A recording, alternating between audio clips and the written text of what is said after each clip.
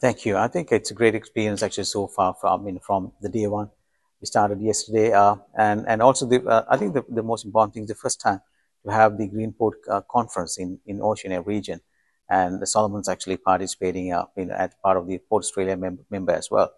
So two actually exciting days, and I look forward for the Port tour tomorrow as well, and a lot of actually good takeaways that for us to learn and implement actually in small island developing states and ports, and which I believe actually it's a fantastic opportunity to be here today.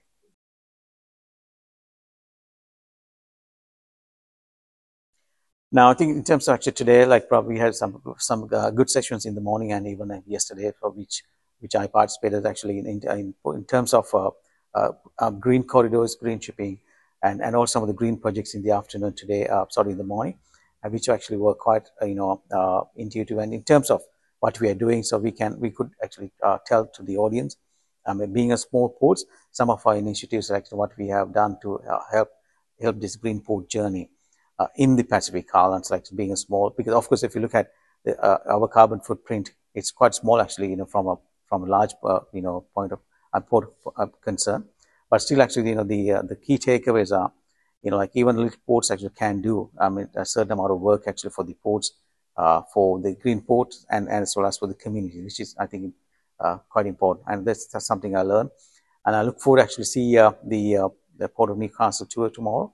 and see actually what the Port of Newcastle is doing, and also the transformation process of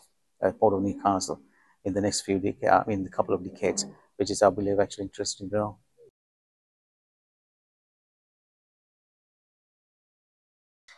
Yes, primarily actually I was looking for the green financing options. But I think it was actually very timely that we participated, and some of the speakers they were talking about the green financing, which is actually something that we are looking forward.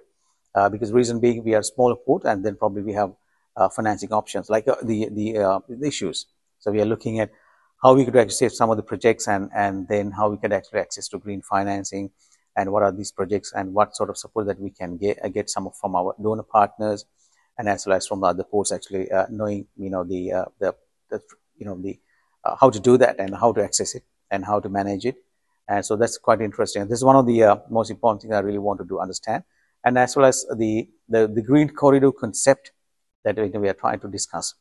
and how we can actually be part of it. And then probably, of course, as a small port, it's long for us, but there's that element that we can always contribute towards it, and that is very interesting. I think those are two actually important things I learned from the conference today. I think the challenge is actually much more broader actually than because of course we have a narrow corridor when it comes to the opportunities, but it's up to us also to actually how we could learn from the bigger ports, and then probably try to localize it, and then implement. And then these are like in terms of the number of challenges, I can say, like in the sea level rise, and the changing weather patterns actually, which have never been expected in some parts of our country, and also in the region, which has been really challenging for port operations, and also continue the work that we are doing. So that's what we want in terms of the challenges. And in terms of the infrastructure, the aging infrastructure is another major challenge for us, and then which we are trying to address the issue, and making the ports sustainable in the future, like what we can do, and what we can actually learn from the bigger ports and implement in our region. And these are some of the things in terms of sustainability is concerned, and then getting into the coalition, there's a zero carbon coalition going on actually. So we try to get into that, but on the other hand, trying to address some of our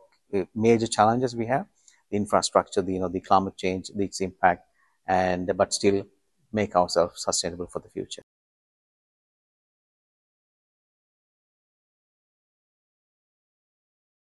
I would say actually I think it's all about there are two ways of looking at it, from our perspective of small island developing ports, and also actually from globally, and as global cities actually, how we can look at the climate change. But I would say I think all about collaboration and inclusiveness actually in this whole process, and because I believe actually GreenPort is not just actually one man's journey, but I think it's a coalition. It's an initiative that we all need to participate, and we all need to be inclusive in that. And then it's all through about collaboration. I would say it's actually more than a journey, and I would say actually the collaborative partnership is the most important thing in terms of the sustainability. So that's how I would actually look at the GreenPort this time, and taking the message across to the rest of the world, and including our Pacific nations as well.